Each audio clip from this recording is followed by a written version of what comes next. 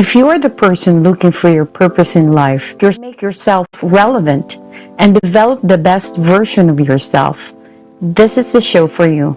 I'm Charlotte Ibanez. I'm your host for the Seed of Life TV. Change doesn't happen overnight. Every incremental step you take daily will add up to who you will become in the future. In this show, you will learn how to succeed, optimize, and lead in your industry. It is our aim to plant a seed into someone's life every time. In each episode, we invite people who in real life have the same struggles like you, like me, when they were starting out on their career or business.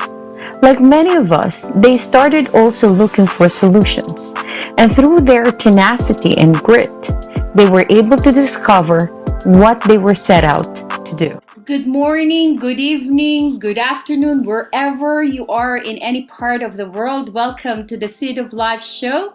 We'll have with us today Nishi Shetty.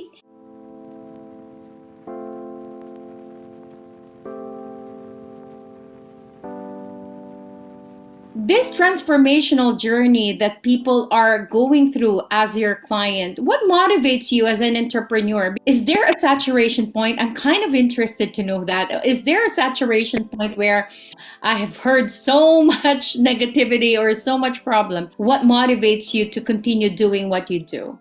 You're absolutely right, Charlotte. When there's a lot of negativity coming in, coaching is not easy, and it starts impacting your own life as well.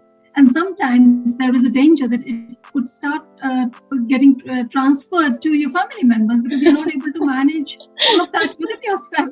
And then your husband definitely will not like you taking the entrepreneurship. So yeah, it does happen. There are moments, but actually I have been more happy when I come out of a coaching session, and I'm actually thrilled, excited. I'm like dancing rather than being saddened by the person's challenges, because what you have learned, and you are a coach, you're a professional coach, only when you're able to disconnect yourself, you're able to dissociate yourself from that person's challenges and able to bring out the best in the person and do a perspective change by asking the right questions.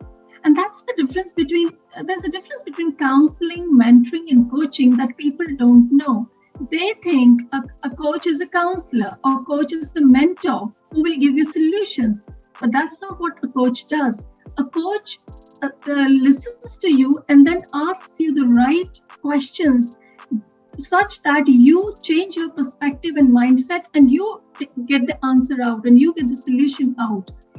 And so that transforms, because it is transforming your mindset.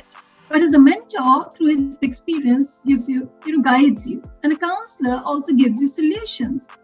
So what is very, very motivating to do these kind of interventions, whether it is an organization, whether I'm doing a consulting job and I'm setting up the entire HR department, I've contracted a few consultancy projects, is very satisfying, because you see, if the organization is at this level and you have the ability and you're making an impact to bring it up here, which is going to impact its profitability, the bottom line, what better job can you do for the community, for the organization, and for your own business than this? So it's always, every moment is a motivating moment for me, because you look at the results than the journey itself.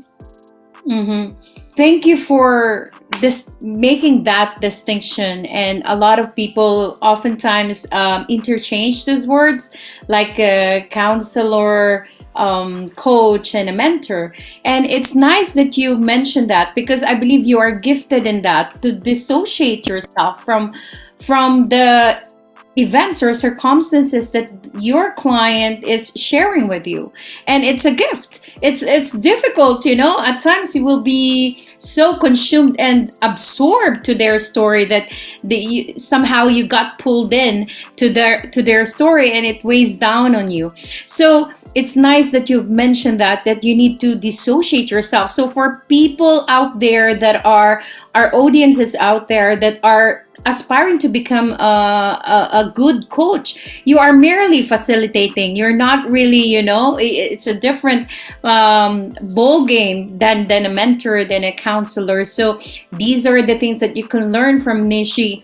And maybe you want to get in touch with her. We'll link her details in the description below so that you would learn to know more about the services she offers, and at the same time she can mentors you on how to become a coach, or probably in any area of your career that you want to progress in. Maybe they want to also shift and do that transformation as well, from being in the an HR professional or whatever career they are in, and they want to transition into consultancy like you have now. So is it difficult to do that? What are the things that they need to be prepared of? And then what are the challenges that you continue to face or you have been facing as a startup? Any advice that you can give to people out there? Yeah, sure. So the challenges that I have faced became double because of the COVID. So it became 2x actually. One of the biggest the challenge that I'm still facing, I'm not out of it, is the employee mindset. And I heard about that, but I lived it.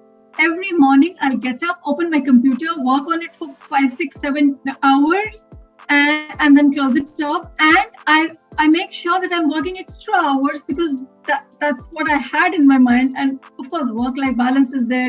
During the day, I can do my personal work. But that mindset was very difficult to change. So then I realized everything that I'm doing, which I'm thinking is not work, is also part of work, which is entrepreneurship, whether it's social media presence, whether it's going out and working. So it's all part of it. You don't, because I have come from HR, it's a back office job. I was more used to working on presentations and Excels and all of that, and which is not so much part of the entrepreneurship. You have to be out there, not in here. So that was first. And second was the business development, because I've not been part of sales or business development ever. So I speak to a client, and if he says, "Oh, I'll come back to you," or he feels irritated because I'm following up with him because he had told me to. And after I get that reaction, I would just not call him. I would feel really dejected. And that is something that I really have to overpower, that you don't feel dejected. It is just that he's busy, and you have to find different ways of approaching the person, the client. And this is something which is my weak spot. And currently my business is growing through the referral. So whatever work I'm delivering with 100% quality, 200% customer orientation, and that is getting me more reference. It would be very good and will be a bonus if I get better into the business development.